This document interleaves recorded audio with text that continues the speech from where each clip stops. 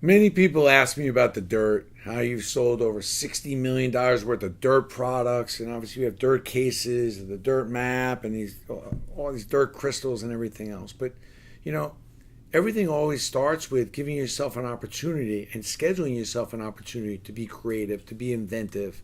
And you don't always have to always be an inventor. You really have to be an improver. But you got to give yourself time to think about the things that you're involved in and how you can improve them, or be able to give yourself time to see some of the things without having to be burdened by all these other things. So you have to schedule yourself time to be an entrepreneur. Back in about 15, 20 years ago, I used to go down to Florida to see my mother and father-in-law with my family. And, it was always, well, it was a little warm in that apartment. My mother didn't believe in the air conditioning.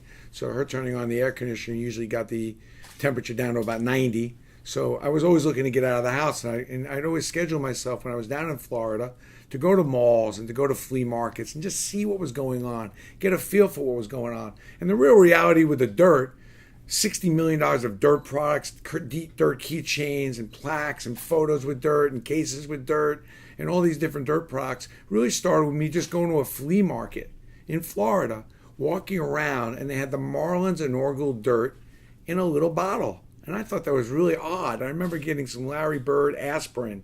Well, Larry Bird was on the cover of this box of aspirin, and I was just buying all these different things, as I often did, because as an entrepreneur or somebody who wants to be inventive, you need to walk around malls, you need to go to flea markets and see what America is buying and shopping and making.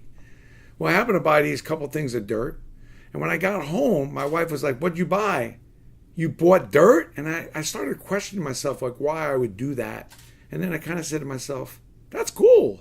And then hence the dirt products were on our way. I started just coming up with all these different ideas with some of the different employees in the office. We started making all these dirt products, and one thing led to another. But it starts with scheduling yourself off some time to think about how to be innovative, to think about how you can be an improver. How can you do what you do better?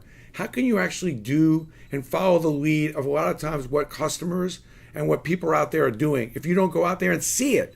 When was the last time you went to a mall just to see what was going on as opposed to shop? Or gone to a supermarket and see what people are eating, see how the packaging looked, see what the flow of what was going on with packaged goods?